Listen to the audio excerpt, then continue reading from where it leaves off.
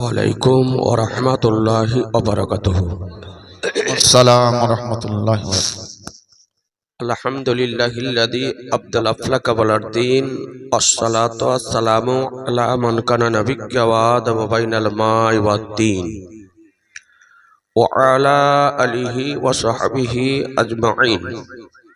अम्मा बअद फ़अऊज़ु बिल्लाहि मिनश शैतानिर रजीम। बिस्मिल्लाहिर रहमानिर रहीम।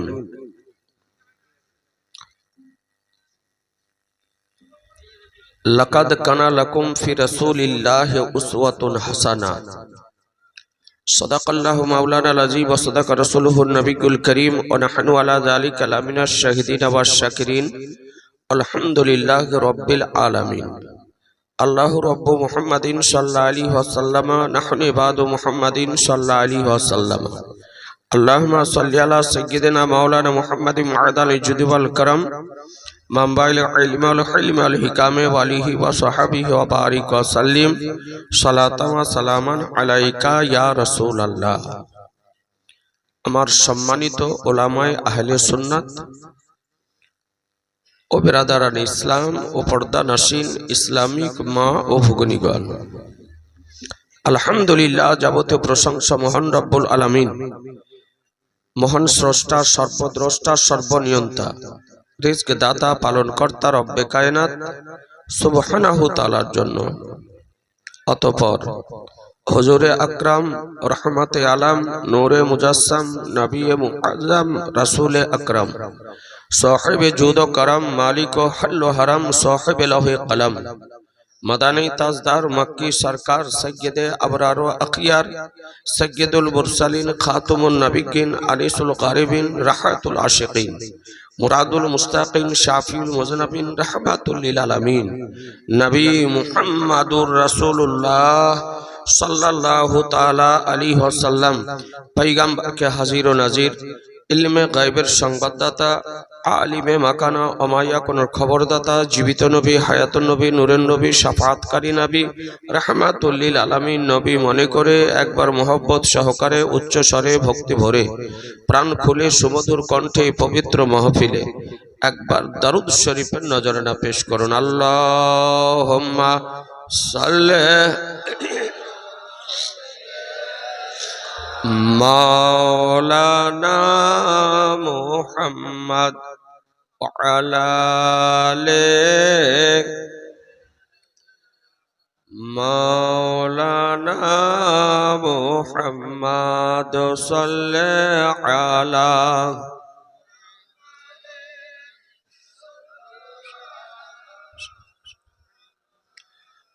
हरदम ज़बा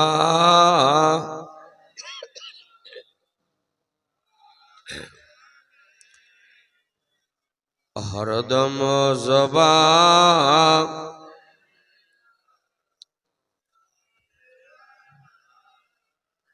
सल्लल्लाहु ताला अलैहि वसल्लम। आजीजान मोहतरम, आज के महती पवित्र अनुष्ठान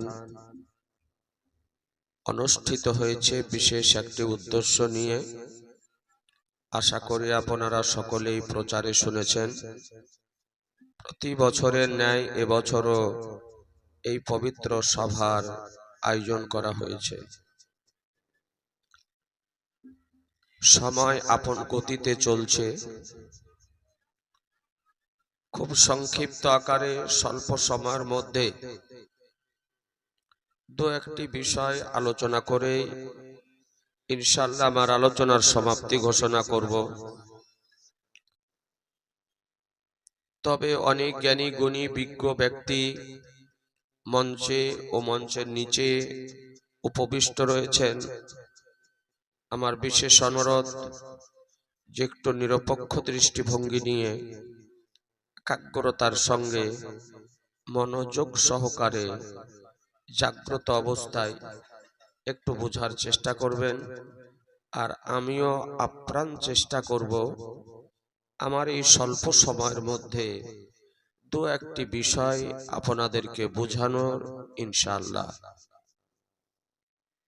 সভা শেষ হবে। সভার শেষে একটু শিরনির ব্যবস্থা আছে। সকলকে, পুরুষ নারী সকলকে ইনশাআল্লাহ সিডনিও বিতরণ করা হবে।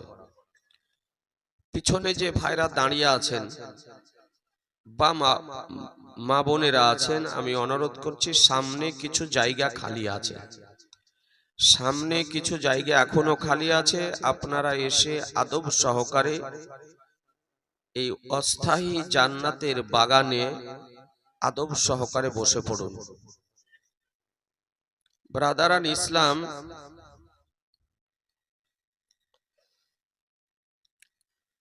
কোরআন শরীফ খোদার কালাম, অটুট বিধান, চিরন্তন, পূর্ণাঙ্গ, নির্ভুল, অতুলনীয়, উদাহরণহীন মহাগ্রন্থ হতে একটি সুপ্রসিদ্ধ আয়াতে কারিমা আমি পাঠ করেছি। আজকে আমার এই সংক্ষিপ্ত আলোচনার আলোচ্য বিষয় মহানবী সাল্লাল্লাহু তাআলা আলাইহি ওয়াসাল্লাম। কমিটির অনুরোধ যে মহানবীর মহান ব্যক্তিত্ব সম্পর্কে একটু আলোচনা করবেন। আজিজানে মুহতারাম, কোরআন শরীফের প্রথম পারার প্রথম সূরা হতে নাস পর্যন্ত পূর্ণ কোরআন যদি মহব্বতের দৃষ্টিতে দেখেন, তো প্রতিটি আয়াতে আমার মহানবীর শান ও মান ও মর্যাদা ও সম্মান ও ইখতিয়ার আপনি দেখতে পাবেন, একেবারে আলহামদু থেকে নাস পর্যন্ত। তবে দেখার জন্য মহব্বতের দৃষ্টির দরকার, প্রেমের দৃষ্টির দরকার।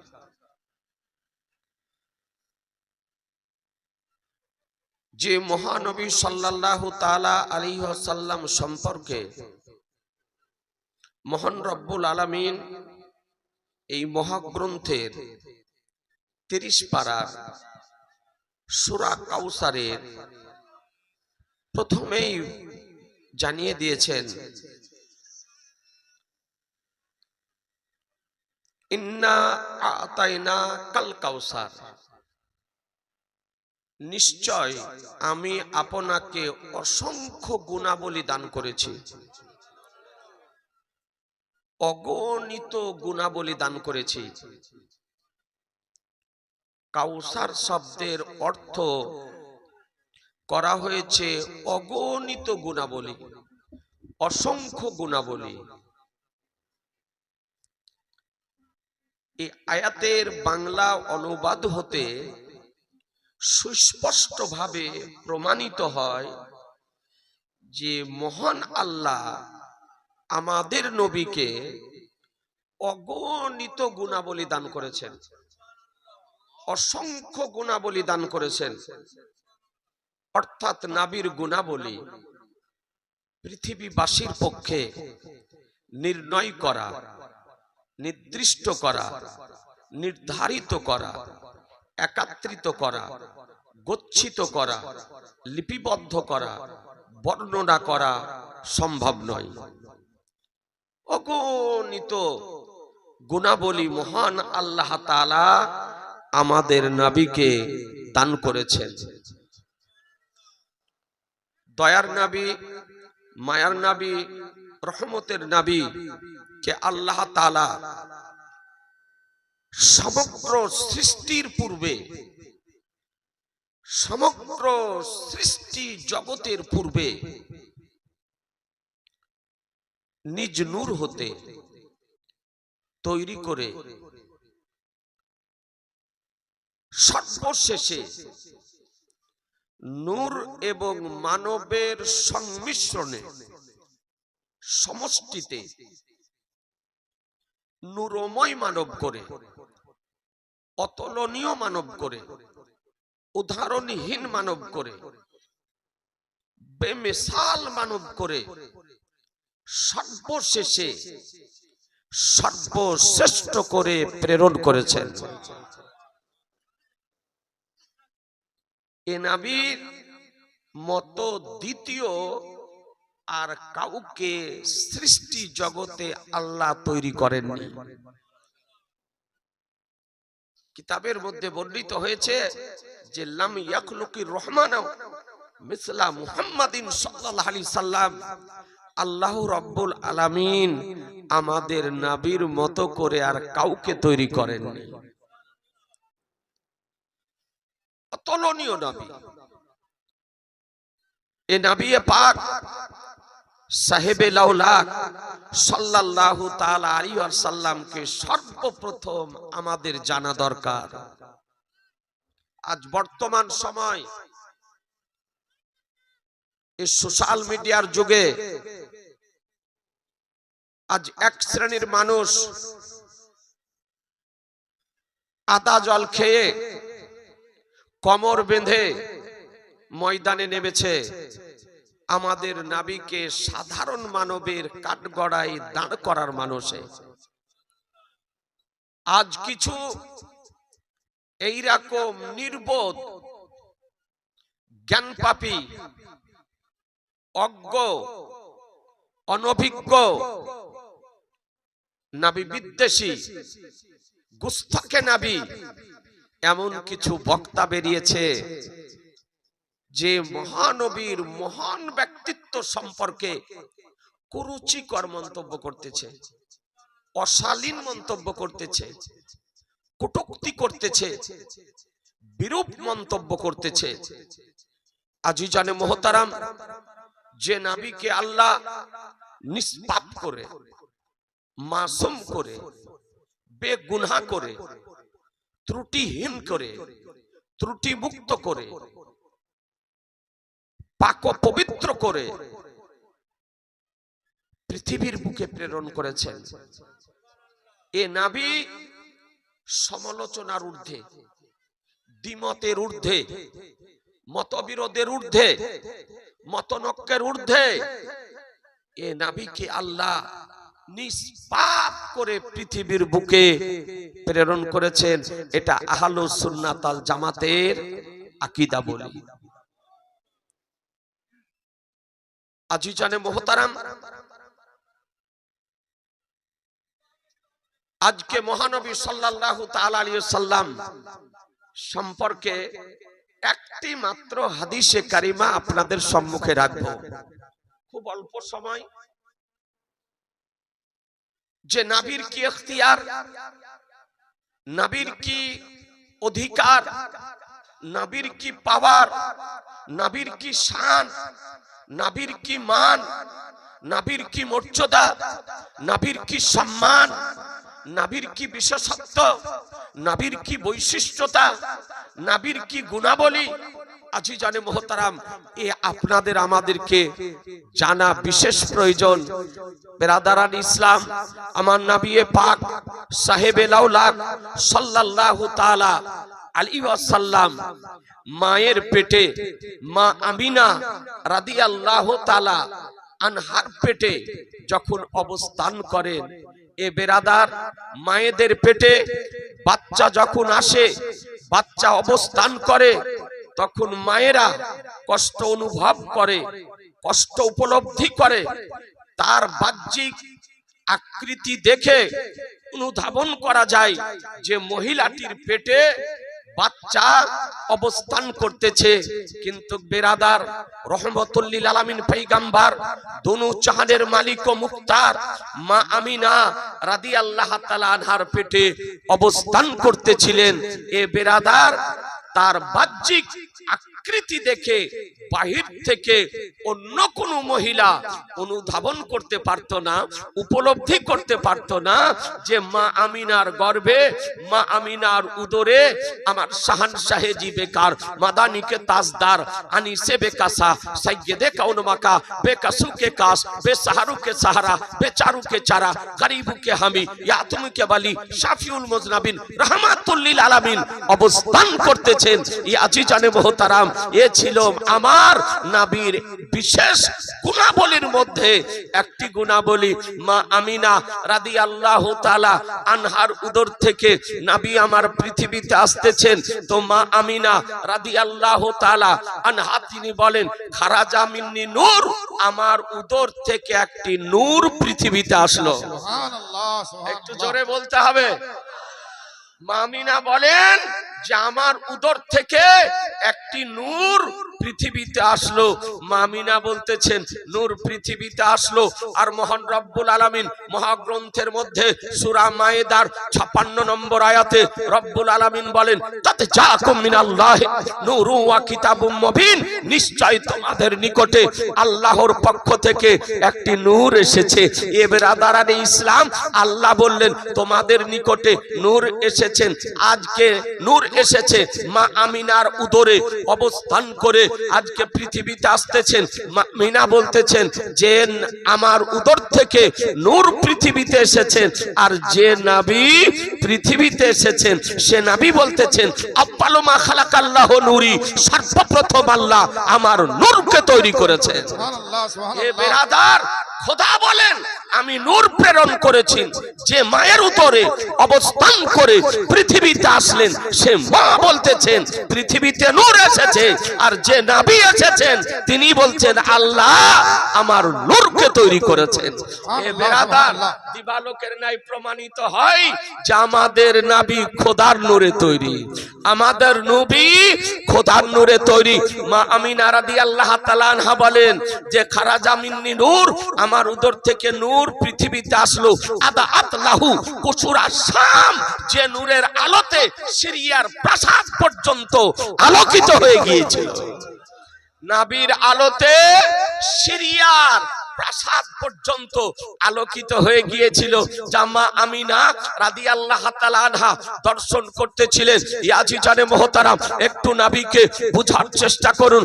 আজকে আপনাদের আমাদের ঘরে বাচ্চা যখন ভূমিষ্ঠ হয়, বাচ্চার দেহে নাপাক পানি লেগে থাকে, ব্লাড লেগে থাকে, অপবিত্র জল লেগে থাকে। যখন বাচ্চা ভূমিষ্ঠ হয়ে যায়, বাচ্চাকে শুকনো কাপড় দিয়ে, শুকনো ন্যাকড়া দিয়ে পরিষ্কার করা হয়, মুছা হয়। এ বেরাদারান ইসলাম, জগতের প্রতিটি বাচ্চার জন্ম এইভাবেই হয়। কিন্তু খাদি ছুটিয়ে দেখুন যে আমার শাহানশাহে জি বেকার, মাদানিকে তাজদার মায়ের উদর থেকে পৃথিবীতে আসতেছেন। কসম খোদার, পাক ও পবিত্র অবস্থায় মায়ের কোলে এসেছিলেন। নারায়ে তাকবীর, নারায়ে রিসালাত, উলামায়ে আহলে সুন্নাত। মুসলমান, নবীর দেহে নাপাক পানি লেগেছিল না, ব্লাড লেগেছিল না, জল লেগেছিল না। নবী পাক ও পবিত্র অবস্থায় মায়ের করে আসলেন। জান্নাতি তেল শরীরে মাখানো ছিল, জান্নাতি তেল শরীরে মাখানো ছিল। আর শরীর থেকে মাশকে আম্বারার মতন খুশবু ভেসে আসতেছিল। আর মায়ের কোলে আসার পর জামা রাসূলুল্লাহ সর্বপ্রথম খোদার জন্য সাজদা করেছিলেন। মুসলমান, খোদার জন্য সাজদা করেছিলেন। আপনাদেরকে বলতে চাই, এ নবীর গুণাবলী একটু চিন্তা করে দেখবেন। আপনাদের আমাদের ঘরে বাচ্চা ভূমিষ্ঠ হয়, বাচ্চা উলঙ্গ অবস্থায় হয়।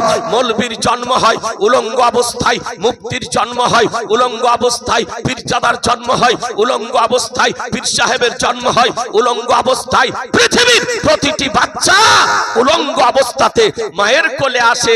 এ বেরাদারান ইসলাম, আসার পর তাকে কাপড় পরানো হয়। কিন্তু হাই আফসোস মুসলমান, আমার নবীর কি শান, নবীর কি মান, নবীর কি মর্যাদা, নবীর কি সম্মান, যে নবী মায়ের কোলে জান্নাতি পোশাক পরিহিত অবস্থায় মায়ের কোলে এসেছিলেন। সুবহানাল্লাহ, সুবহানাল্লাহ।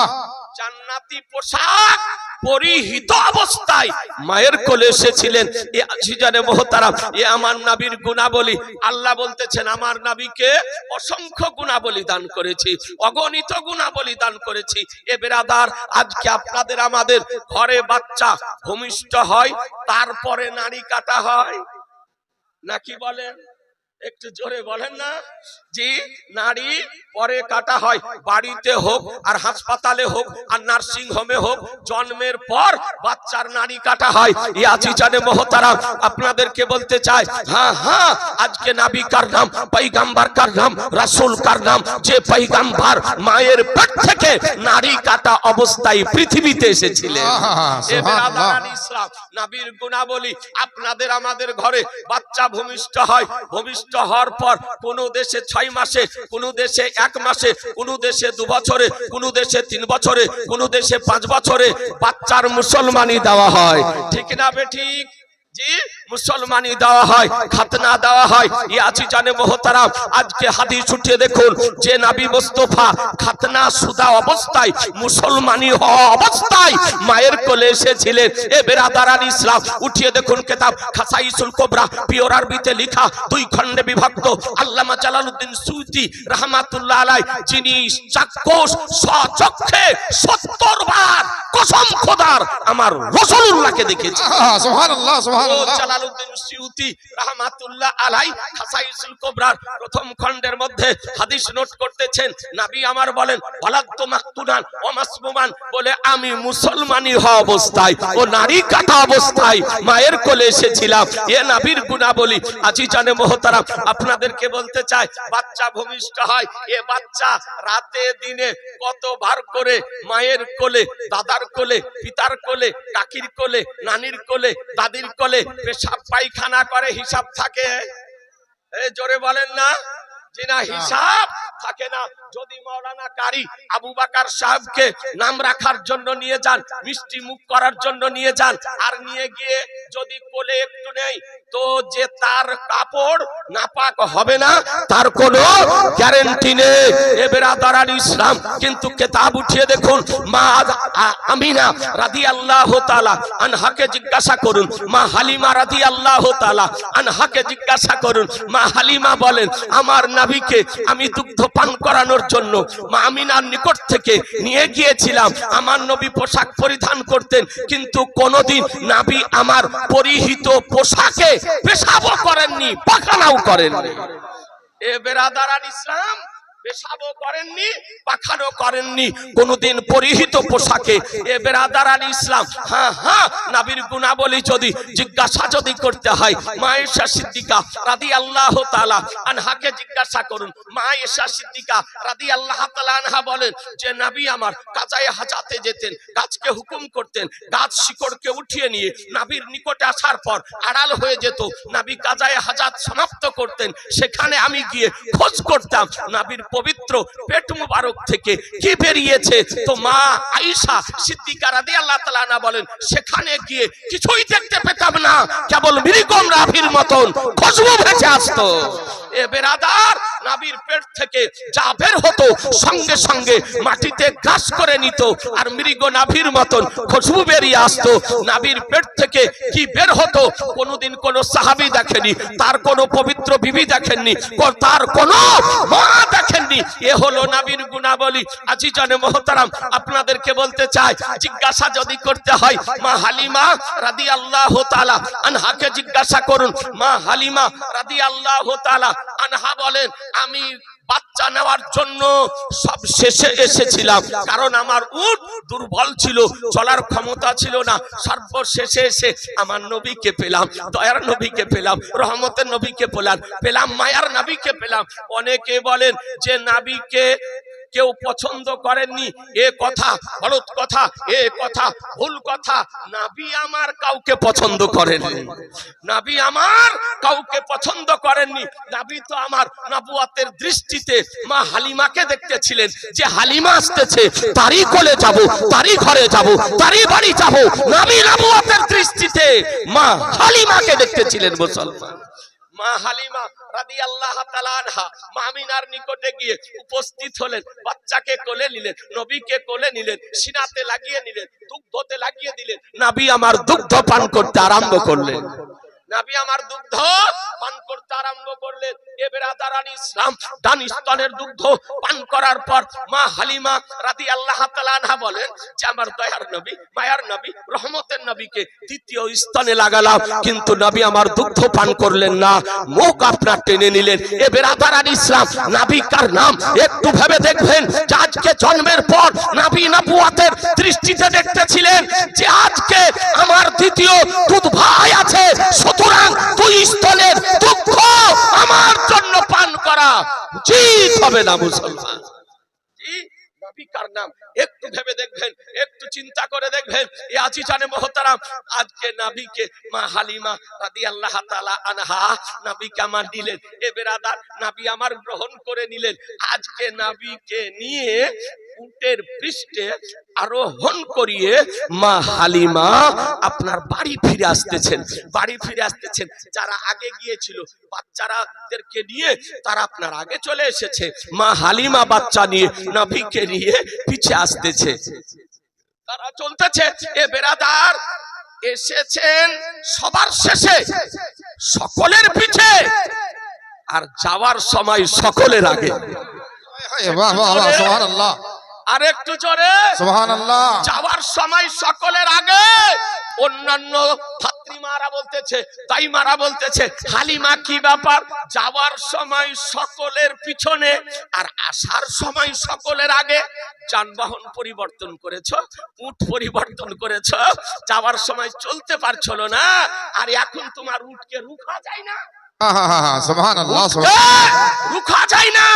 মা হালিমা বলে শোনো, যে উট নিয়ে গিয়েছিলাম সেই উটি আছে, ওই উটি আছে, তবে উটের পৃষ্ঠে যে আরোহণ করে আছে এ সবার পাল্টে গিয়েছে। নারে তাকবীর, নারে রিসালাত, উলামায়ে আহলে সুন্নাহ, মাসলাকে আলা হযরত।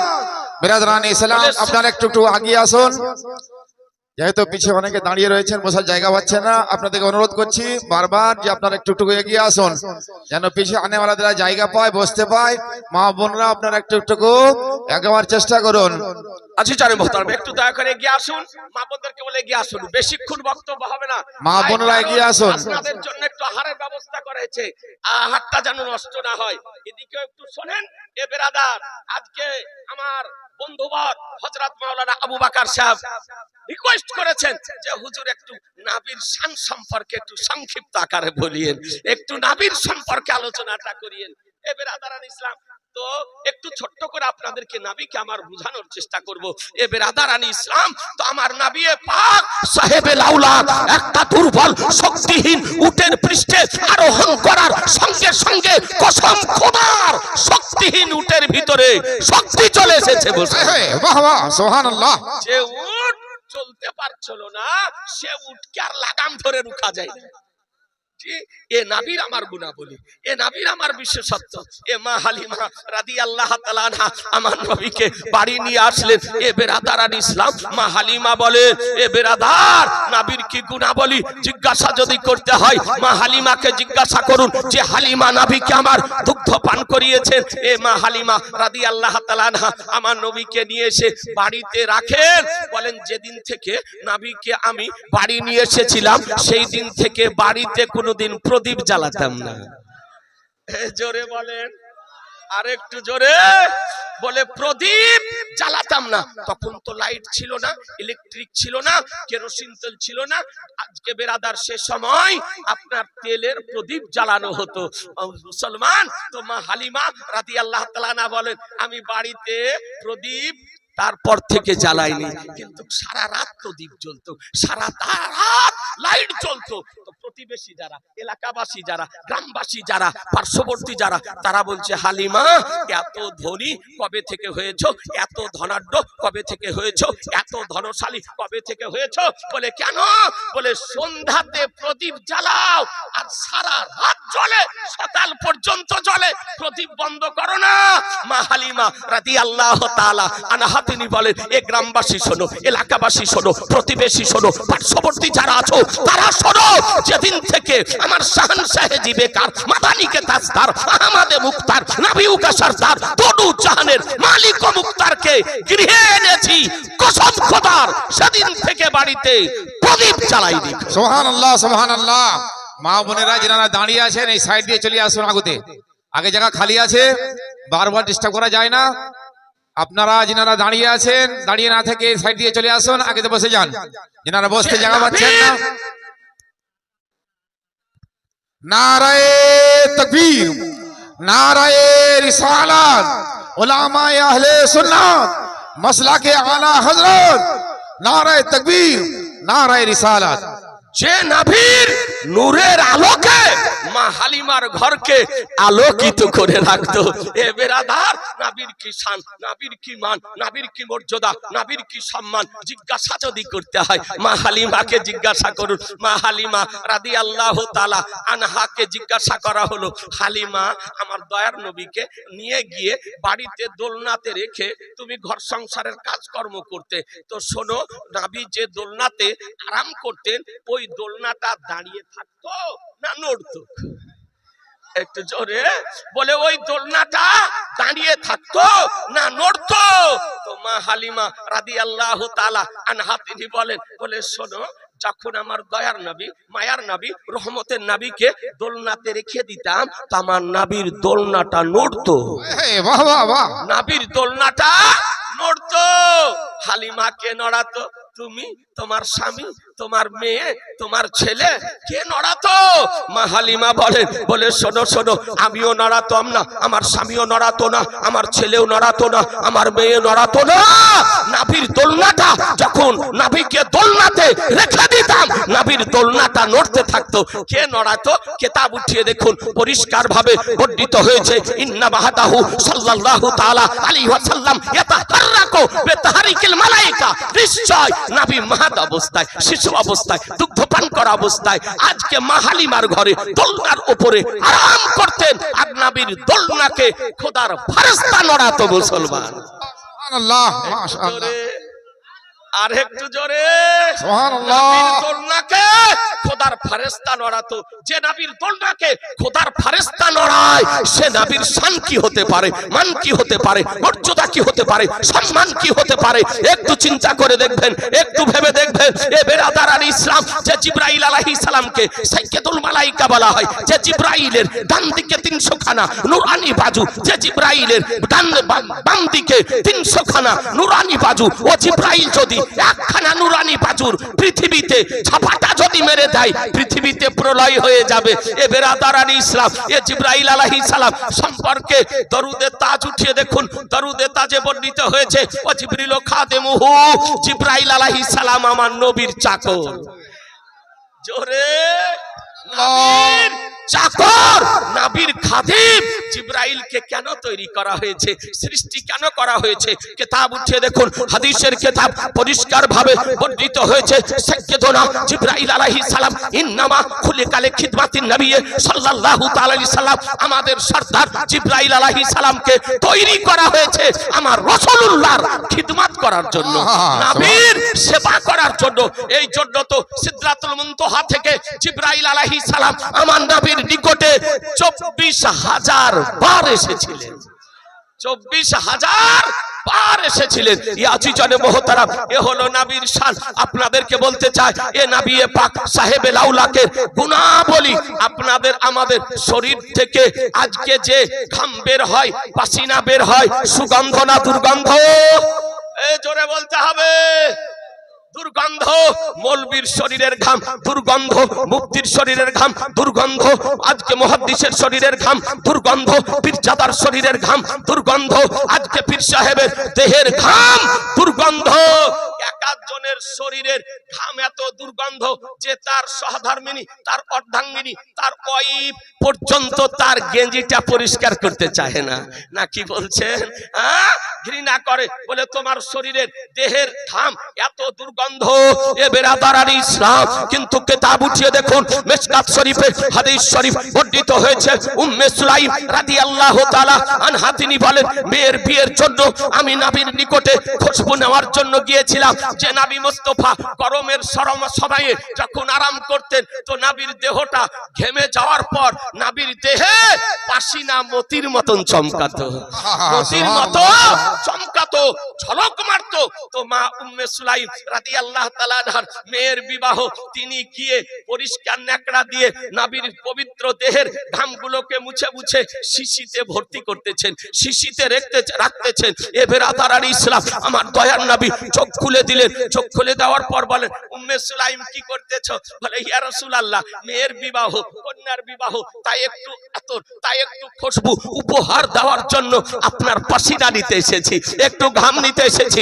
এ বেরাদার ইসলাম, আপনাদেরকে বলতে চাই, মা উম্মে সুলাইম বলেন, আমার মেয়েকে আজকে নবীর পাসিনা মুবারক উপহার দিয়েছিলাম, তো আমার মেয়ের দেহ থেকে এবং মেয়ের বাচ্চার দেহ থেকে মাসকাম্বারের মতন কসম খোদার খুশবু ভেসে আসতো। নারায়ে তাকবীর, নারায়ে রিসালাত, উলামায়ে আহলে সুন্নাত।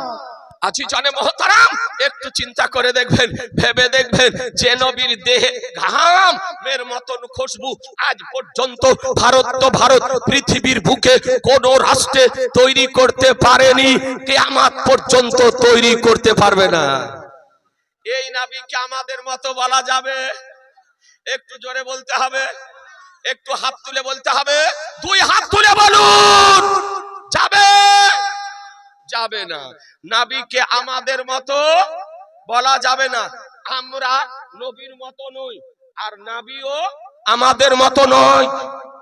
নবী হচ্ছেন নবীর মতন, নবী হচ্ছেন, জোরে বলতে হবে, নবীর মতো।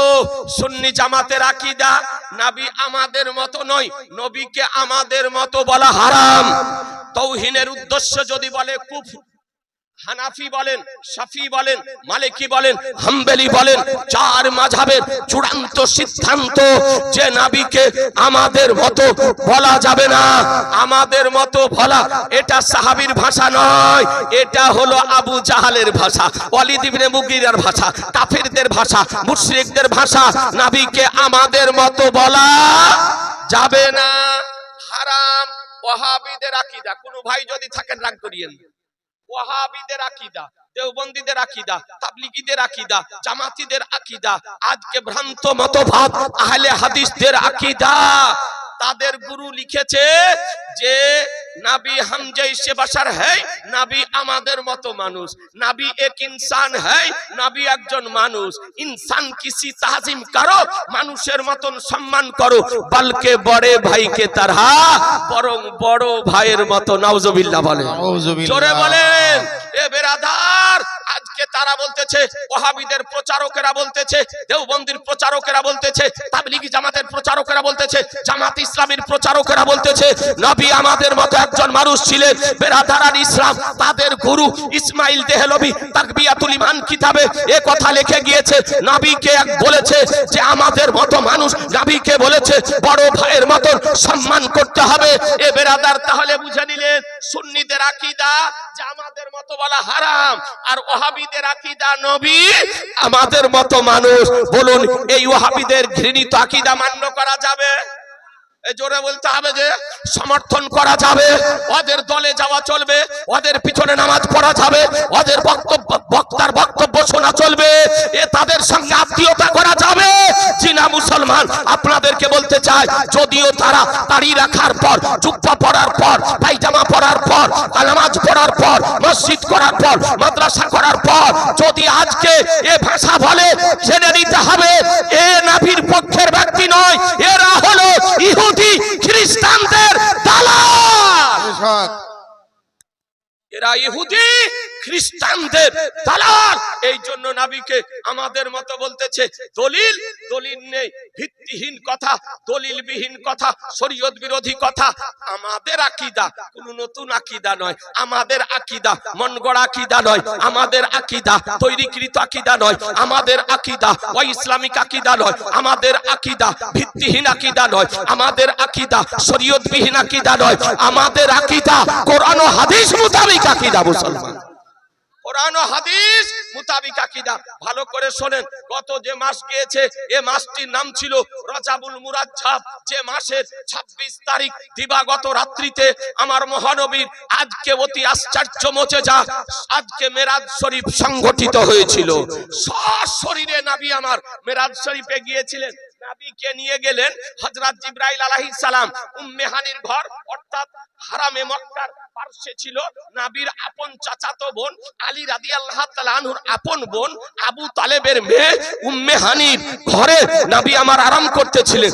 নবীকে এই অবস্থায় আজকে জমিনের উপরে নিয়ে যাওয়া হলো বাইতুল মুকাদ্দাস। বাইতুল মুকাদ্দাস থেকে ঊর্ধ্ব আকাশে আজকে নিয়ে যাওয়া হলো। এ বেরাদারান ইসলাম সপ্তম আকাশ ভেদ করে সিদরাতুল মুনতাহাতে জিবরাইল আলাইহিস সালাম নিয়ে হাজির হলেন। একটু ভালো করে শুনেন, জিবরাইল আলাইহিস সালামের গন্তব্য স্থান সিদরাতুল মুনতাহা, শেষ স্থান, বর্ডার। তার এক চুল আগে অগ্রসর হতে পারেন না জিবরাইল আলাইহিস সালাম। আমার দয়ার নবী, মায়ার নবী, রহমতের নবীকে মেরাজ শরীফে নিয়ে যেতেছে। নিয়ে গিয়ে সিদরাতুল মুনতাহাতে দাঁড়িয়ে গিয়েছে। সিদরাতুল মুনতাহা এর ভিতরে বহু ঘটনা আছে, নবীর আমার মেরাজের ঘটনা। আমি তা আপনাদেরকে আজকে বলতেছি না, একটা দৃষ্টান্ত দিতেছি।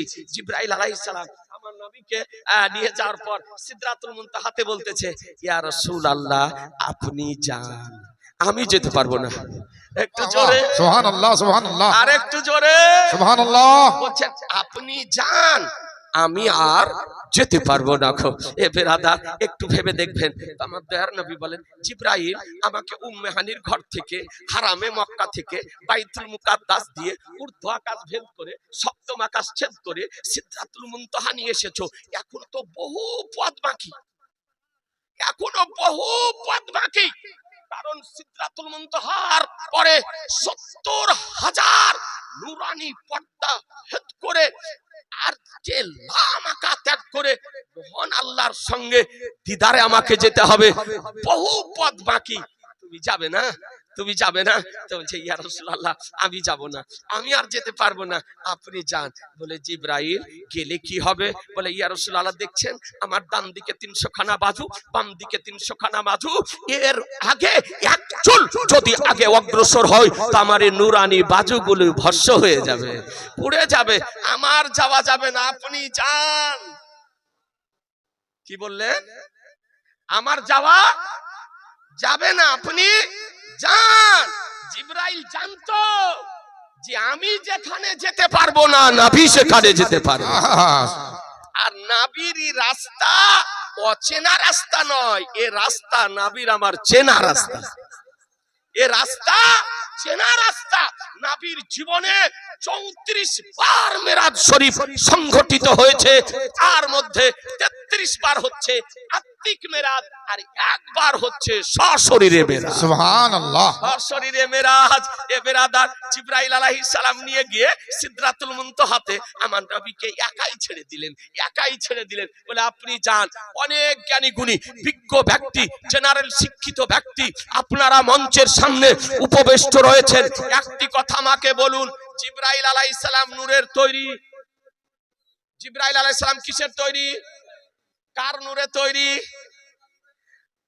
একটু ভেবে বলতে হবে। জিবরাইল আলাইহিস সালাম কার নূরে তৈরি? নবীর নূরে তৈরি। কার নূরে? এই কার নূরে? নবীর। আর নবী কিসে তৈরি? আল্লাহর নূরে তৈরি। এ বেরাদারান ইসলাম, ব্যবধানটা একটু বুঝার চেষ্টা করিয়েন। আজকে জিবরাইল আলাইহিস সালাম বলছেন আপনি যান। আচ্ছা, জিবরাইল আলাইহিস সালাম নূরের তৈরি হয়ে তিনি কি নিজকে নবীর মতো মনে করলেন? একটু জোরে, আর একটু জোরে বলেন না। না, নিজকে নবীর মতো মনে করলেন না, নবীকে নিজের মতো মনে করলেন না। জি, নিজকেও নবীর মতো মনে করলেন না, নাবি কেউ নিজের মতো মনে করলেন না যে নাবি আলাদা আমি আলাদা, নাবি আলাদা আমি আলাদা। এ বেরাদার, তাহলে বোঝা গেল যে সুন্নি জামাতের আকীদা নতুন আকীদা নয়, সুন্নি জামাতের আকীদা তৈরিকৃত আকীদা নয়, সুন্নি জামাতের আকীদা মন গড়া আকীদা নয়, সুন্নি জামাতের আকীদা ও ইসলামিক আকীদা নয়, সুন্নি জামাতের আকীদা জিবরাইলের যে আকীদা। এ জোরে বলেন, সুন্নি জামাতের আকীদা যে জিবরাইলের যে আকীদা, জিবরাইলের যে আকীদা, সাইয়েদনা আবু বকর সিদ্দিকের সেই আকীদা, জিবরাইলের যে আকীদা, উমরে ফারুকের সেই আকীদা, জিবরাইলের যে আকীদা, উসমানে গানির সেই আকীদা, জিবরাইলের যে আকীদা, আলিয়ে মুর্তজা, শেরে খোদা, মুশকিলে কুশা, হায়দারে কাররার, ফাতিহে খাইবার, সাহেবে জুলফিকার, তাজদারে বেলায়াত, আলিয়ে মুর্তজার সেই আকীদা, জিবরাইলের যে আকীদা, ইমাম হাসানের সেই আকীদা, জিবরাইলের যে আকীদা, ইমাম হুসাইনের সেই আকীদা, জিবরাইলের যে আকীদা, সাহাবীদের সেই আকীদা, জিবরাইলের যে আকীদা, তাবেঈনদের সেই আকীদা, জিবরাইলের যে আকীদা, তাবেঈনদের সেই আকীদা, জিবরাইলের যে আকীদা, আইম্মাদের সেই আকীদা, জিবরাইলের যে আকীদা, সলফে সালেহিনদের সেই আকীদা, জিবরাইলের যে আকীদা, মাশায়েখদের সেই আকীদা, জিবরাইল যে আকীদা, সালেহিনদের সেই আকীদা, জিবরাইলের যে আকীদা, ইমামে আজমের সেই আকীদা, জিবরাইলের যে আকীদা, ইমামে শাফির সেই আকীদা, জিবরাইলের যে আকীদা, ইমাম মালিকের সেই আকীদা, জিবরাইলের যে আকীদা, ইমাম আহমদ ইবনে হাম্বলের সেই আকীদা, জিবরাইলের যে আকীদা, আমার পীরানে পীর দাস্তাগীর মাহবুবে সুবহানী গাউসে সামদানি কুতবে রব্বানী মহিউদ্দিন আব্দুল কাদের জিলানী ও গেলানীর সেই আকীদা, জিবরাইলের যে আকীদা, আমার খাজা গরিবে দাবাত সুলতানুল হিন্দ মাইনুল হক উদ্দিন আজমিরি ও সঞ্জারি রাদিয়াল্লাহু তাআলা আনহু আকীদা, জিবরাইলের যে আকীদা, ইমামে রব্বানী মুজাদ্দিদ আল ফুসানি শাইখ আহমদ শাহন্দি ফারুকীর সেই আকীদা, জিবরাইলের যে আকীদা, আমার সরকার আলা হযরত আজিবুল বরকত মুজাদ্দিদ নবীনা আকাই নিয়ামত বরিয়াই রহমত সিরাজুল উম্মাত মাকজালাল হিকমত ইমাম ইশক মোহাম্মদ ইমাম আহলে সুন্নাত হুজ্জাতুল্লাহ ফিল আরদিন শাইখুল ইসলাম আল মুসলিমিন আয়াতুম মিন আয়াতিল্লাহ মুজিজাতুম মিন মুজিজাতির রাসূল ইমাম আহমদ রাজার সেই আকীদা, জিবরাইলের যে আকীদা, কসম খোদার সুন্নি জামাতের সেই আকীদা। নারে তাকবীর, নারে রিসালাত, উলামায়ে আহলে সুন্নাত মাসলাকে আলা হযরত, নারে তাকবীর, নারে রিসালাত। মুসলমান সুন্নিদের আকীদা ও ইসলামিক আকীদা নয়, কারণ নবী নিজেই বলেন লাস্তু কাহায়াতিকুম, আমি তোমাদের মধ্যে কারো মতো নই। নবী আমার বলেন আইয়ুকুম মিসলি, তোমাদের মধ্যে আমার মতো কে আছে? এ বেরাদার, এই আকীদায় আমার চতুর্দশ শতাব্দীর মহান মুজাদ্দিদ আমাদেরকে দিয়ে গিয়েছেন। এ বেরাদার, আপনাদেরকে বলতে চাই, এই নবী পাক সাহেবে লাউলা সাল্লাল্লাহু তাআলা আলাইহি ওয়াসাল্লামের গুণাবলী সম্পর্কে আল্লাহ বলেন ইন্না আতাইনা কাল কাউসার, নিশ্চয় আমি আপনাকে অসংখ্য গুণাবলী দান করেছি। সুবহানাল্লাহ, সুবহানাল্লাহ, অসংখ্য গুণাবলী দান করেছি। এ বেরাদার, সময়ের দিকে লক্ষ্য রেখে দুই একটি আপনাকে হাদিস শরীফ শোনায়। বুখারী শরীফ প্রথম খণ্ড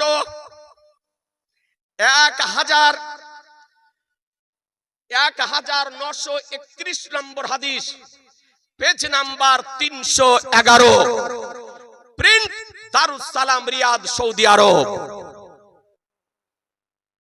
হাদিসের রাবি হযরত আবু হুরায়রা রাদিয়াল্লাহু তাআলা আনহু, বিখ্যাত সাহাবী। ও আবু হুরায়রা সমস্ত সাহাবীদের মধ্যে সর্বাপেক্ষা হাদিস শরীফ বর্ণনা করেছেন, সব থেকে বেশি। ভালো করে শুনেন আজিজানে মুহতারাম, ও আবু হুরায়রা রাদিয়াল্লাহু তাআলা আনহুর জীবনের কারামাত বর্ণনা করা হয়েছে যে তিনি রাতে দিনে 12,000 রাকাত করে নামাজ পড়তেন। জোরে বলে কত রাকাত বললাম? 12,000। নবীকে দেখার পর, নবীর জিয়ারতের পর, নবীর দর্শনের পর, নবীর সাক্ষাতের পর, সাহাবী হবার পর, আসহাবে সুফফা হবার পর 12,000 রাকাত করে নামাজ আদায় করতেন। মুসলমান, তাহলে আমাদেরকে নামাজ পড়তে হবে না? হবে না? এই জোরে বলেন। যদি বলেন নবীকে ভালোবাসি আর নামাজ যদি না পড়েন, তবে জেনে নিতে হবে আপনার এই দাবিটা হচ্ছে মিথ্যা। এই দাবিটা হচ্ছে মিথ্যা। কেউ যদি দাবি করে নবীকে ভালোবাসি, তবে সে বেনামাজি হবে না, সে নামাজি হবে। যদি দাবি করে নবীকে ভালোবাসি, বেরোজগার হবে না, সে রোজগার হবে। যদি কেউ দাবি করে নবীকে ভালোবাসি, তবে সে যাকাত প্রদানকারী হবে। যদি নবীকে সে ভালোবাসা দাবি যদি করে, হজ করার ক্ষমতা থাকে, তবে সে হজ করবে। এ বেরাদার ইসলাম, নবীকে ভালোবাসার দাবি করার পর কোন ব্যক্তি নামাজ ত্যাগ করতে পারে না মুসলমান। যদি সাহাবী হয়ে নামাজ যদি পড়েন, তাহলে পীরের মুরিদ হয়ে নামাজ পড়তে হবে না, হবে না? জোরে বলেন না। কিছু পীর বেরিয়েছে ভণ্ড, আর কিছু মুরিদও বেরিয়েছে ভণ্ড। এ বেরাদারান ইসলাম, ও পীর ধরার পর মনে করে সব মাপ, জি সব মাপ। আর এ পীর যদি সন্তুষ্ট যদি থাকে, পীর যদি কিছু না বলে, তো জেনে নিতে হবে পীরও হলো ভণ্ড, আর পীরও হলো ভণ্ড। এই জন্য যাচাই বাছাই করে আপনাদের আমাদেরকে পীর ধরতে হবে। যাচাই বাছাই করে, পরীক্ষা নিরীক্ষা করে পীর ধরতে হবে। মুরিদ হন আর না হন, নামাজ আপনাকে পড়তে হবে। মুরিদ যদি হন তাও নামাজ পড়তে হবে, মুরিদ যদি না হন তাও নামাজ পড়তে হবে। ধনী যদি হন তাও নামাজ পড়তে হবে, গরিব যদি হন তাও নামাজ পড়তে হবে। শিক্ষিত যদি হন তাও নামাজ পড়তে হবে, অশিক্ষিত যদি হন তাও নামাজ পড়তে হবে। পুরুষ যদি হন তাও নামাজ পড়তে হবে, মহিলা যদি হন তাও নামাজ পড়তে হবে। বৃদ্ধ যদি হন তাও নামাজ পড়তে হবে, বৃদ্ধা যদি হন তাও নামাজ পড়তে হবে। যুবক যদি হন তাও নামাজ পড়তে হবে, যুবতী যদি হন তাও নামাজ পড়তে হবে। নামাজ পড়া ফরজে আইন মুসলমান। সুবহানাল্লাহ। নামাজ কারো জন্য মাপ নেই।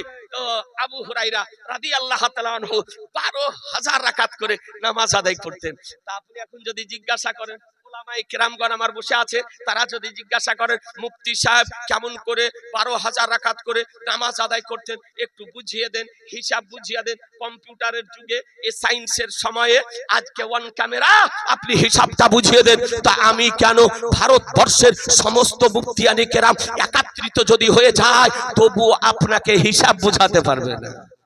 তাও আপনাকে হিসাব বুঝাতে পারবে না, হিসাব মিলবে না যে একজন মানুষ রাতে দিনে 12,000 রাকাত নামাজ কেমন করে পড়তেন। এ বেরাদার, হ্যাঁ হ্যাঁ আপনাকে বলতে চাই, এটা ছিল আবু হুরায়রার জীবনের জ্বলন্ত একটি কারামাত। সুবহানাল্লাহ। এটা ছিল আবু হুরায়রার জীবনের একটি জ্বলন্ত কারামাত। আর কারামাত কার নাম? কারামাতের নিকটে জ্ঞান চলে না, বিজ্ঞান চলে না, সায়েন্স চলে না, দর্শন চলে না, বিদ্যা চলে না, আকল চলে না, তারই নাম হলো কারামাত মুসলমান। জি, তবে হ্যাঁ কোন কিতাবে আছে যদি জিজ্ঞাসা করেন, আপনাকে বলে দিতে পারি। কিতাবটির নাম নাওয়াদিরুল হাদিস। কিতাবটির রাইটার আল্লামা আব্দুল মুস্তাফা আজমি রাহমাতুল্লাহ আলাইহি সেই কিতাবের 33 পৃষ্ঠায় লিখেছেন, আবু হুরায়রার জীবনের কারামত সমূহের মধ্যে একটি কারামত হলো যে 12,000 রাকাত করে নামাজ আদায় করতেন। 12,000 রাকাত নামাজ আদায় করতেন। দ্বিতীয় কিতাব ফাতওয়ায়ে ফাইজুর রাসূল, 2 খণ্ডে বিভক্ত ভারতবর্ষের কিতাব। তার প্রথম খণ্ডের মধ্যে কিতাবুল আকাইদের মধ্যে ফাকিহে বিল্লাহ মুফতি জালালউদ্দিন আহমদ আমজাদি রাহমাতুল্লাহ আলাইহি নিয়ে এসেছেন, আবু হুরায়রা রাদিয়াল্লাহু তাআলা আনহু জীবনে 12,000 রাকাত করে নামাজ আদায় করতেন। একবার সুবহানাল্লাহ বলবেন না? সুবহানাল্লাহ। বেরাদার, দুঃখের বিষয় এটা শাবানুল মুআজ্জাম মাস, এরপরে আসছে রমজানুল মুবারক মাস। আমরা তারাবির নামাজ ক রাকাত পড়ি? 20 রাকাত। এই জোরে বলেন, 20 রাকাত। যদি আমাদের ইমাম সাহেব একটু ধীরস্থির ভাবে মশলা মোতাবিক রুকু সাজদা করে কেরাত করে যদি নামাজটা যদি পড়ায়, তো মুক্তাদি বলছে এত লেট করে নামাজ পড়া যায়? জি, এত লেট করে নামাজ পড়া যায়? বেরাদার 1 ঘন্টা নামাজ পড়তে পারে না। তারপরে যে ইমামের রুকু হোক আর না হোক, সাজদা হোক আর না হোক, তাসবিহ হোক আর না হোক, কেরাত সঠিক হোক আর না হোক, যত তাড়াতাড়ি তারাবির নামাজ পড়িয়ে দিবে সে তত বড় মৌলভী, সে পাবলিকের কাছে তত বড় মৌলভী। আপনার আমরা 20 রাকাত তারাবি পড়তে গিয়ে ক্লান্ত হয়ে যায়। আবার তো কিছু নামাজ জোর বেরিয়েছে, উধারে কাছে যাই না, বলছে জি তারাবির নামাজ 8 রাকাত। এই জোরে বলেন 8 রাকাত। এই জোরে বলেন ক রাকাত? বলছে 8 রাকাতি পাকা নামাজ জোর, 1 নম্বরের নামাজ জোর। এ বেরাদার আর ইসলাম আপনাদেরকে বলতে চাই, বলছে বুখারীতে আছে। আমি দায়িত্বশীলতার সঙ্গে চ্যালেঞ্জ করতেছি, কোন নামধারী আহলে হাদিসের পক্ষে, ওয়াহাবির পক্ষে বুখারী, মুসলিম, তিরমিজি, আবু দাউদ, নাসাই, ইবনে মাজাহ থেকে আপনার 8 রাকাত তারাবির নামাজের প্রকাশ্য সহিহ আপনার মারফু হাদিস প্রমাণ করা সম্ভব হবে না। অতীতেও হয়নি, আগামী তো হবে না। তারাবির নামাজ 20 রাকাত। তারাবির নামাজ জোরে বলতে হবে, তারাবির নামাজ 20 রাকাত রমজান মাসে পড়িয়েন। সকলকে অনুরোধ করব জামাতে গিয়ে যোগ্য ইমামের পিছনে নামাজ পড়বে। জি, টান যদি কেরাতে দেয় তো জান ভরে যাবে। হ্যাঁ, আলহামদুলিল্লাহ, এত সুন্দর টন, এত সুন্দর কেরাত, বিশুদ্ধ আজকে কোরআন পাঠ করে। আমি এই শিউড়াবাসীকে বলবো যে সুবহানাল্লাহ, জামাত সহকারে তারাবির নামাজ আদায় করবেন, 5 ওয়াক্তের নামাজ আদায় করবেন। এই আজি জানে মোহতারাম, আপনাদেরকে বলি এই 8 রাকাত তারাবিওয়ালার খপ্পরে পড়বেন না, খুব সাবধান। পারবে না পড়তে, তাই বলছে 8 রাকাত, বুঝলেন না? পারবে না পড়তে, তাই বলছে 8 রাকাত। কেতাবে নাই, সহিহ হাদিসে নাই, মারফু হাদিসে নাই। এ বেরাদার আপনাদেরকে বলতে চাই, আমার নবী পাক সাহেবে লাউলাকের হাদিস শরীফ বর্ণনা দিতেছেন আবু হুরায়রা। এ আবু হুরায়রার জ্বলন্ত কারামত আমার আলিয়ে মুর্তজা শেরে খোদা মুশকিলে কুশা ফতেহে খাইবার সাহেবে জুলফিকারের জীবনের কারামত সমূহের মধ্যে একটি কারামত ছিল যে ঘোড়াতে আরোহণ করার সময় বাম কদম রাকাবিতে রেখে ঘুরিয়ে ডান কদম রাখতেন, আর আলহামদ থেকে নাস পর্যন্ত 30 পারা কোরআন মুখস্থ পড়ে দিতেন। ওয়াহ ওয়াহ, সুবহানাল্লাহ। জোরে বলেন না। আপনি হিসাব আমাকে বুঝান, জগৎ বুঝাতে পারবে না যে ঘোড়ার রাকাবিতে বাম কদম রেখে দিয়ে ডান কদম ঘুরিয়ে রাখতে কত লাগবে। 30 সেকেন্ড হয়তো লাগবে, 1 মিনিটও হয়তো লাগবে না ঘুরিয়ে রাখতে। এরই মধ্যে আমার শেরে খোদা আলহামদ থেকে নাস পর্যন্ত খতম করে দিতেন মুসলমান। উঠিয়ে দেখুন কিতাব শাওয়াহিদুন নবুয়াত, যে কিতাবের রাইটার আল্লামা আব্দুর রহমান জামি রাহমাতুল্লাহ আলাইহি, তিনি বর্ণনা দিয়েছেন। এ বেরাদার ও আলিয়ে মুর্তজা রাদিয়াল্লাহু তাআলা আনহু জীবনের কারামত সমূহের মধ্যে একটি কারামত ছিল যে উনাকে শীতের সময়তে শীত লাগতো না, গরমের সময় গরম লাগতো না। সবাই বলছেন না, নারাজ হচ্ছেন, রাগ করছেন। জি, কিতাব উঠিয়ে দেখুন, আলিয়ে মুর্তজা রাদিয়াল্লাহু তাআলা আনহু কে গরমের সময় গরম লাগতো না, আর শীতের সময় শীত লাগতো না। শীতের সময়তে গরমের পোশাক পরে ঘুরে বেড়াতেন। তো সাহাবায়ে কেরাম জিজ্ঞাসা করছেন, আলী তোমার কাজ একটু উল্টো উল্টো দেখি, কি ব্যাপার? বলে কেন, কি হলো, কি উল্টো কাজ? বলে এখন শীতের সময়, ভরপুর শীতের সময়, আর শীতের সময়তে গরমের পোশাক পরেছো কেন? শীত লাগে না, ঠান্ডা লাগে না? তো আমার আলিয়ে মুর্তজা শেরে খোদা মুশকিলে কুশা হায়দারে কাররার রাদিয়াল্লাহু তাআলা বলছেন, শোনো, একদা আমাকে জ্বর হয়েছিল। কি হয়েছিল? এ জোরে বলেন, আর একটু জোরে বলে। একদা আমাকে জ্বর হয়েছিল, তো আমার দয়ার নবী, মায়ার নবী, রহমতের নবী নবী আমাকে দেখতে আসলেন। আসার পর জিজ্ঞাসা করছেন, আলী কেমন আছো? বলে, ইয়া রাসূলুল্লাহ, আমার জ্বর হয়েছে, বোখার হয়েছে। জ্বর হয়েছে? বলে হ্যাঁ। তো সঙ্গে সঙ্গে মুক্তারে কায়নাত, বিশ্ব জগতের মহাপয়গম্বর নবী আমার দোয়া করতেছেন, আল্লাহুম্মা আযহিব আনিল আলী হাররা ওয়াল বারুদাতা। বলে আল্লাহ, আলীর দেহ থেকে ঠান্ডাকে দূর করে দাও, গরমকে দূর করে দাও। সুবহানাল্লাহ, সুবহানাল্লাহ। দূর করে দাও, গরমকে দূর করে দাও। জ্বর যদি হয়, হঠাৎ কখনো ঠান্ডা লাগে, হঠাৎ কখনো গরম লাগে, নবী দোয়া করতেছেন আলীকে ঠান্ডাও যেন না লাগে, গরমও যেন না লাগে। আলিয়ে মুর্তজা রাদিয়াল্লাহু তাআলা আনহু বলেন যে আমারও আনিসে বেকাসা সাইয়্যিদে কাউনমাকা বেকাসুকে কাস বেসাহারুকে সাহারা বেচারুকে চারা গরিবুকে হামি ইয়া তুমি কে বলি রাহমাতুল লিল আলামিন। নবী যেদিন আমার জন্য দোয়া করেছিলেন, কসম খোদার, তারপর থেকে আমাকে কোনোদিন গরমও লাগতো না, আর কোনোদিন শীতও লাগতো না। সুবহানাল্লাহ, সুবহানাল্লাহ। এ হলো নবীর শান, এ হলো নবীর মশাল আপনাদেরকে বলতে চাই। তো নবীর কি ইখতিয়ার, নবীর কি অধিকার, একটা হাদিস শরীফ আপনাকে শুনিয়ে দিই। এ বেরাদারান ইসলাম, আমার আবু হুরায়রা রাদিয়াল্লাহু তাআলা আনহু হাদিস শরীফ বর্ণনা দিতেছেন যে পবিত্র রমজান মাস, বুখারী শরীফের হাদিস। জি, এই জন্য বলছি সামনে রমজান শরীফ আসছে, একটা রমজান শরীফের হাদিস আপনাকে শুনিয়ে দিই। রমজান মাস রহমতের মাস, বরকতের মাস, দয়ার মাস। আল্লাহ এত অফার দেওয়া দিয়েছে এই বরকতের মাস আপনার রমজান মাসে, যে 24 ঘন্টা আজকে রোজদারের দোয়াকে আল্লাহ তাআলা কবুল করেন। সুবহানাল্লাহ। বিশেষ ভাবে ইফতারের সময়তে দোয়া তো কবুল করেনই করেন, রোজদারের সর্ব সময় দোয়াকে আল্লাহ কবুল করেন। এই রমজান মাস আল্লাহর নবী বলেন, যখন রমজান মাসের চাঁদ উদিত হয় তো আল্লাহ তাআলা কি করেন, আকাশের দরজাকে খুলে দেন, রহমতের দরজাকে খুলে দেন, জাহান্নামের দরজাকে বন্ধ করে দেন, জান্নাতের দরজাকে খুলে দেন, শয়তানকে শৃঙ্খলাবদ্ধ করেন। এ বেরাদার, এ হলো মাস, হলো রমজানুল মুবারক মাস, সুবহানাল্লাহ। পবিত্র মাস। তো আমার দয়ার নবী, মায়ার নবী আবু হুরায়রা সঙ্গে আছেন আর বসে আছেন মসজিদে রমজান মাসের দিবালোকে।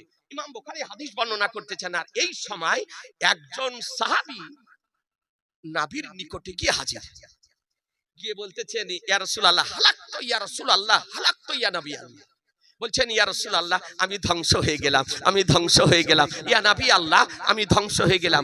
হাদিসের দিকে লক্ষ্য করুন যে আমরা যে ইয়া রাসূলুল্লাহ বলি এটা নতুন নয়, ইয়া রাসূলুল্লাহ যেটা বলি এটা নতুন নয়, এটা সাহাবীদের সুন্নাত। কার সুন্নাত? সুবহানাল্লাহ। জোরে বলেন, কার সুন্নাত? সাহাবীদের সুন্নাত। সাহাবীগণ আমার নবীকে যখন সম্বোধন করতেন, আহ্বান করতেন, তো সম্মান সূচক শব্দ দ্বারা আহ্বান করতেন। ইয়া নবী আল্লাহ বলে আহ্বান করতেন, ইয়া রাসূলুল্লাহ বলে আহ্বান করতেন।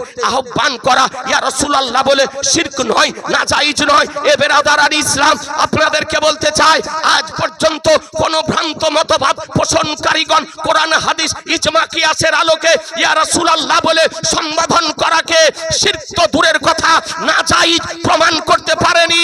কিয়ামত পর্যন্ত তাদের পক্ষে নাজায়েজ প্রমাণ করা সম্ভব হবে না।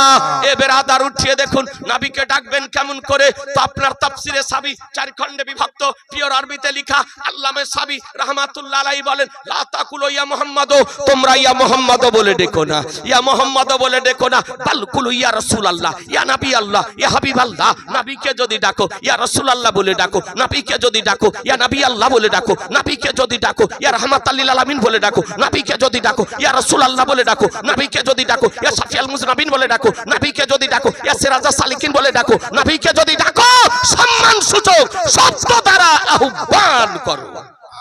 সুবহানাল্লাহ। আমরা নবীকে ইয়া রাসূলুল্লাহ বলে ডাকি। এ বেরাদার, আপনাদেরকে বলতে চাই, আহা আলিয়ে মুর্তজা শেরে খোদা রাদিয়াল্লাহু তাআলা আনহু সম্পর্কে নবী আমার শ্বশুর আব্বা হতেন নাকি গো? কথা বলেন না? তা আমরা শ্বশুরকে কি বলে ডাকি? না না, খালুও নয়, মামাও নয়। যদি ওটা পূর্বের যদি সম্পর্ক থাকে তাহলে, না হলে বলে আব্বা। নাকি বলছেন? এই বলেন না, বলেন না। শ্বশুর আব্বা, শ্বশুর আব্বা 1 নম্বর। হ্যাঁ, বহু ছেলে বেরিয়েছে নিজের আব্বাকে আব্বা বলে না। বিয়ের আগে বলতো, বিয়ের পরে এখন আর নিজের আব্বাকে আব্বা বলে না, আর শ্বশুরকে আব্বা বলে জান ভরে না। ঘুরতে আব্বা, ফিরতে আব্বা, ঢুকতে আব্বা, বের হতে আব্বা। এবার আধারান আসলাম। আর শাশুড়িকে বলছে আম্মা, শাশুড়িকে বলছে আম্মা। এ বেরাদার ইসলাম, অনুরোধ করব, একটা জালসাতে গেলাম, একটা কাগজে চিরকুটে লিখেছে যে মুফতি সাহেব শ্বশুরকে আব্বা বলা আর শাশুড়িকে মা বলে ডাকা জায়েজ কিনা? আচ্ছা বলেন দেখি, যদি কেউ শ্বশুরকে আব্বা বলে না ডেকে যদি বলেন শ্বশুর শোনেন, ওর বাড়িতে মেয়ে রাখবে? হ্যাঁ, বলবে জি ফুল ম্যাড। এ ভারসাম্যহীন মস্তিষ্কের বিকৃতি ঘটা ব্যক্তি যে শ্বশুরকে বলছে শ্বশুর শুনেন, ওর শাশুড়িকে বলে যদি শাশুড়ি শুনেন, ওর বাড়িতে মেয়ে রাখবে? বলবে যে রাঁচিতে দেখিয়ে নিয়ে এসো, তারপরে পাঠাই তো পাঠাবো। এ বেরাদার, হ্যাঁ শরীয়তের মশলা, শ্বশুরকে আব্বা বলা জায়েজ লেখা আছে, শাশুড়িকে মা বলা জায়েজ। স্ত্রী স্বামীর বাবা মাকে বলবে আব্বা মা, আর স্বামী স্ত্রীর আব্বা মাকে বলবে আব্বা মা। তাহলে তো মহব্বত হবে। তো অনেক স্বামী আছে স্ত্রীর আব্বা মাকে আব্বা মা বলে, কিন্তু কি স্ত্রী বলে না। বলছে তোমার বাপকে ডাকো, বলছে তোমার বাপকে ডাকো, এই তোর দাদুকে ডাক, না কি বলছেন? আপনাদের এলাকাতে হয়তো নাইখো, বিদেশে আছে। আমি ভাবছি যে মুর্শিদাবাদে বোধহয় হয়তো এরকম চলে। ব্রাদার আর ইসলাম, তা আপনাদেরকে বলে এরকম কোন মা যদি থাকেন, মা অনুরোধ করে বলবো, মা আপনি আপনার স্বামীর আব্বা মাকে বলবেন আব্বা মা, আর আপনারাও বলবো আপনারা আপনাদের স্ত্রীর আব্বা মাকে বলবেন আব্বা মা। হ্যাঁ, তবে হয়তো আপনার সঙ্গে হয়তো গেছে, কেউ হয়তো জিজ্ঞাসা করলো, হ্যাঁ গো এটা কে তোমার? তখন আপনি যদি মা বলেন তো চিন্তা অসুবিধা হবে, তখন পরিচিতির জন্য বলতে পারেন এটা আমার শাশুড়ি আম্মা, নাকি বলছেন এটা আমার শাশুড়ি মা। বা আপনার শ্বশুর মশাই আপনার সঙ্গে আছে, তখন পরিচিতির জন্য বলবেন যেটা আমার শ্বশুর আব্বা, নাকি বলছেন? হ্যাঁ, তাই বলে শ্বশুর বলে ডাকলে ওর বাড়িতে মেয়ে রাখবে না, শাশুড়ি বলে যদি ডাকে ওর বাড়িতে মেয়ে আপনার রাখবে না, আর মেয়েও ওর বাড়িতে থাকবে না। এ বেরাদার আর ইসলাম, তো আলিয়ে মুর্তজা রাদিয়াল্লাহু তাআলা আনহু আমার নবীকে কোনোদিন আব্বা বলে ডাকেননি, আলী কোনোদিন নবীকে আব্বা বলে ডাকেননি। আলী যখন ডেকেছেন ইয়া রাসূলুল্লাহ বলে ডেকেছেন, ইয়া নবী আল্লাহ বলে ডেকেছেন। এ বেরাদার আর ইসলাম, আবু বকর সিদ্দিক রাদিয়াল্লাহু তাআলা আনহুর মেয়ের সঙ্গে নবীর আমার বিবাহ হয়েছিল। নবী হচ্ছেন আমার আবু বকরের জামাতা, আবু বকরের জামাতা।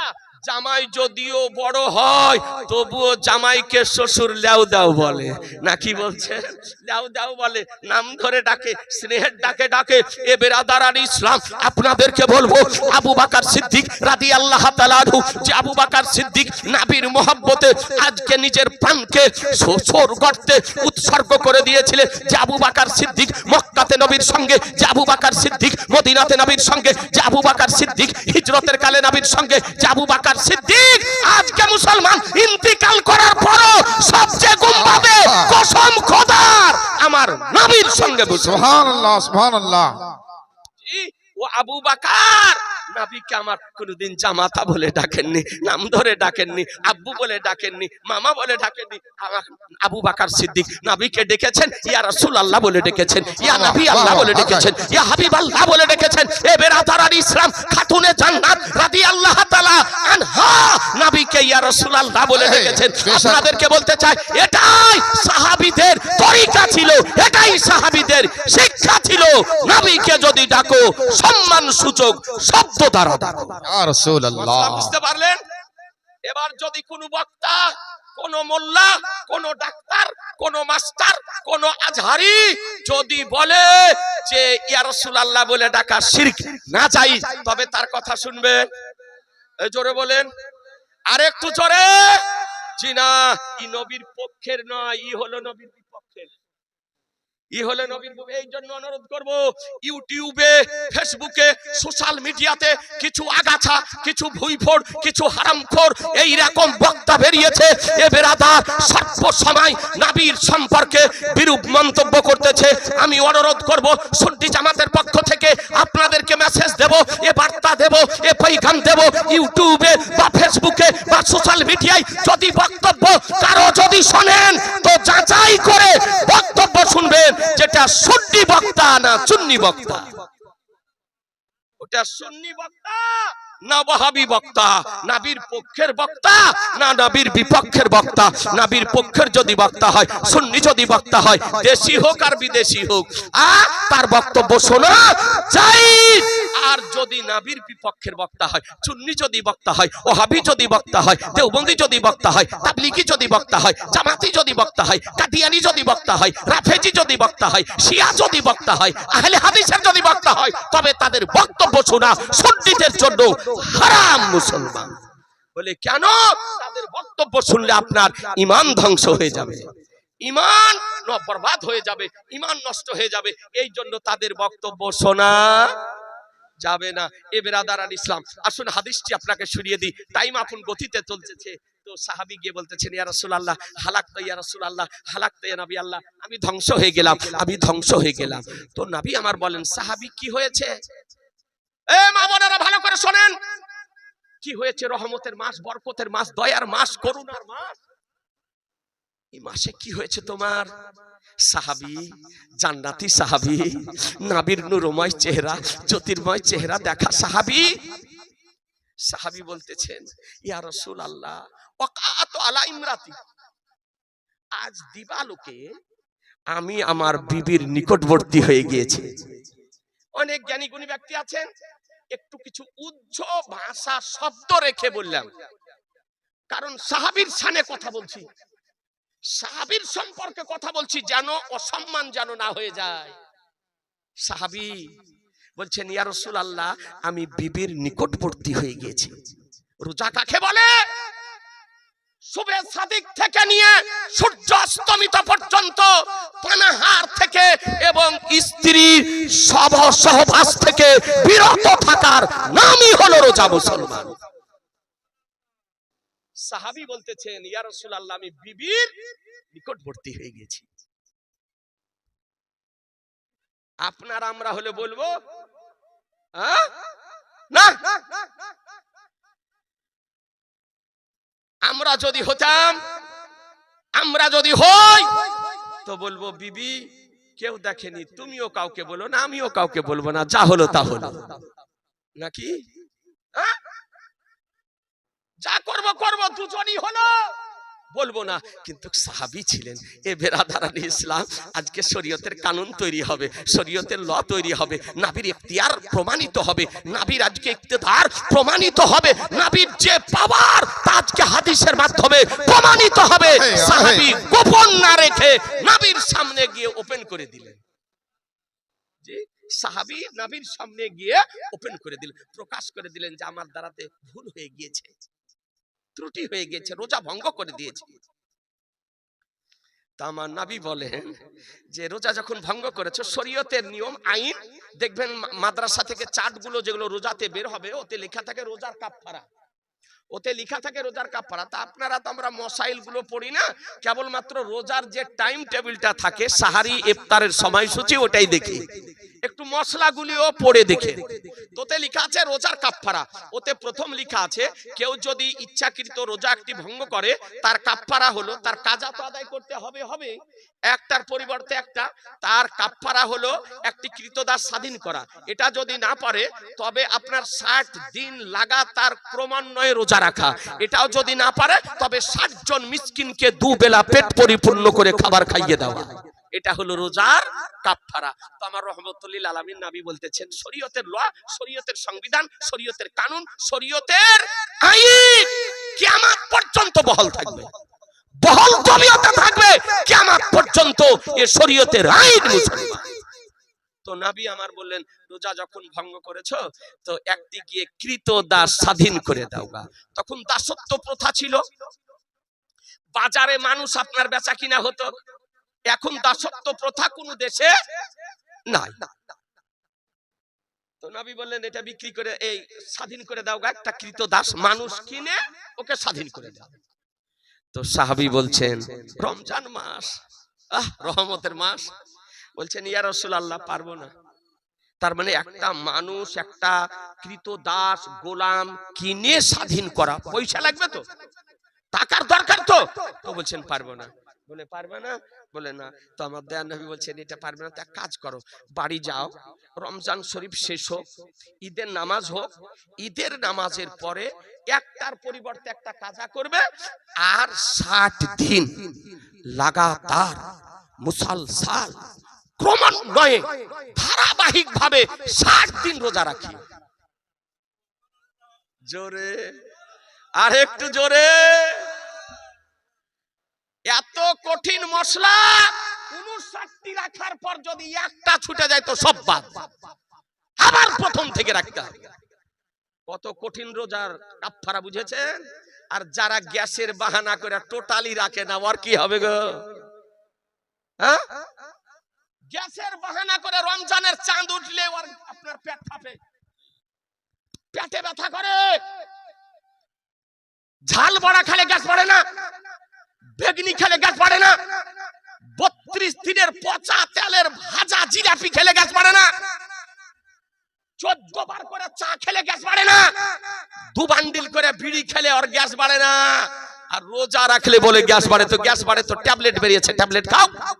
ও আসলে রোজা রাখবে না, না কি বলছে? রোজাও রাখবে না। রোজা রাখো না, মরো, তারপরে দেখো কি হয়। কবরে যাও, তারপরে বুঝবে কি হয়। সারা মাস আপনার চা খেয়ে বিড়ি ফুঁকতে ফুঁকতে গোটা মাস পার করে দিল। আর আবার যদি মৌলানা আবু বকর বা আরো কোন মৌলানা যদি বলে যে এই আজ চাঁদ হয়নি, আজ 29 তারিখ, আর একটা করতে হবে। মোবাইলে দেখুন দিল্লিতে হচ্ছে জি, একটাও রোজা রাখেন। আবার ঈদ পড়ার কত ওর ঘটাঘটি। রোজার একটা কি মূল্য যে রোজা রাখে তাকে জিজ্ঞাসা করুন। জোর করে মনে হচ্ছে ইমামকে জোর করে মেরে নামাজ পড়াবে গো। এমন এমন দেশে আপনার লোক বেরিয়েছে যে মনে হচ্ছে ইমামকে মেরে আপনার উইতে নামাজ পড়াবে। লম্বা লম্বা পাঞ্জাবি পরে আপনার ওই আপনার যাই নামাজ নিয়ে ইমামের পিছনে আগা কাতারে গিয়ে হাজির। আর রমজান মাসে একটা রোজা রাখেনি গ্যাসের বাহানাতে। আজি জানে মোহতারা, এরকমটা আপনাদের দেশে নাই। আমরা সব দেশ ঘুরি, আমরা যদি থাকে তো ওটা আলাদা কথা, তবে আমরা সব দেশ ঘুরি। অনেক দেশে এরকম আপনার ব্যক্তি আছে। আজি জানে মোহতারা, আলহামদুলিল্লাহ আপনাদের দেশে যদি না থাকে, আর কেউ যদি থাকে তো সংশোধন হয়ে যায়। আগামীতে রোজা আসছে, সকলেই বলুন রোজা রাখবো ইনশাআল্লাহ। জোরে বলুন ইনশাআল্লাহ। এই মা বোনেরা আপনারা রাখিয়ে। আর রোজার মাসে যেগুলো আপনাদের খান্তি হবে, ভাঙবে, ঈদের পরে প্রথমে কাজাটা আদায় করবেন, তারপরে সব বলে রোজা রাখবেন। বুঝতে পারলেন? আগে ভাঙতি রোজাটা করবেন। আগে আপনারা বলে দিবেন বুঝিয়ে যে আগে ভাঙতি রোজাটা করবেন। 5টা বা 3টা বা 7টা বা 10টা যেটা ছুটে গিয়েছে রমজান মাসে সেটা আগে করবে। তারপরে শাওয়ালের যে 6টা রোজা, সেই 6টা রোজা করবেন। শাওয়ালের 6টা রোজা যদি করেন তার ফজিলত হয়েছে, বলা হয়েছে যে সারা বছর রোজা রাখার সওয়াব পাওয়া যাবে। সুবহানাল্লাহ। শাওয়ালের চাঁদে যদি 6টা রোজা রাখেন, সারা বছর রোজা রাখার সওয়াব পাবেন। আপনারা পারলে আপনারাও রাখেন, একসঙ্গেও রাখতে পারেন, বাবা একটা দুটা করে ছেড়ে ছেড়েও রাখতে পারেন। আসলে 6টা রোজা। মা বোনদেরকে বলবো ভাঙতি রোজা যেগুলো হবে সেগুলো আগে রেখে নিয়ে শাওয়ালের রোজা রাখবেন। শোনেন, সময় নাই, বেশি বেশি কিছু বলতে পারবো না। তো আমার নবী বললেন যে যাও 60টা রোজা রাখো। দ্বিতীয় কাফারা। তো সাহাবী বলতেছেন ইয়া রাসূলুল্লাহ পারবো না। 30টা রাখতে গিয়ে একটা ভাঙতে হয়েছে, তো 60টা রাখতে পারবো। তার মানে 60টা, 60 দিন 2 মাস। ব্রাদার আল ইসলাম আপনাদেরকে বলতে চায়, তো বলছে পারবো না ইয়া রাসূলুল্লাহ। তো আমার নবী বলছেন পারবে না? বলে না ইয়া রাসূলুল্লাহ। তো আমার নবী বলে এক কাজ করো, যখন 60টা রোজা রাখতে পারবে না তো এক কাজ করো, হাদিস আপনি এত আজীব আজীব হাদিস আছে গো, যদি পড়তে লাগেন ঘুম হারিয়ে যাবে। এত মজার হাদিস আছে এই বুখারী মুসলিম শরীফে। সময় সময় আপনার যখন পড়ি তো রাতের ঘুম আসে না, ফজর হয়ে যায়। বাস্তব কথা আপনাকে বলছি। জালসা যখন করি সেটা তো আলাদা কথা, যখন বাড়িতে থাকি কোন একটা হাদিস বের করলাম, এমন এমন মজার হাদিস আছে যে পড়তে পড়তে আপনার ফজরের সময় হয়ে গেল, বুঝতেই পারা যায়।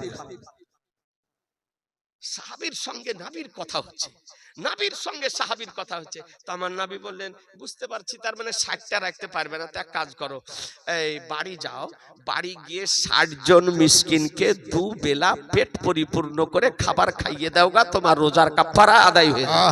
সুবহানাল্লাহ। জোরে, আরেকটু জোরে।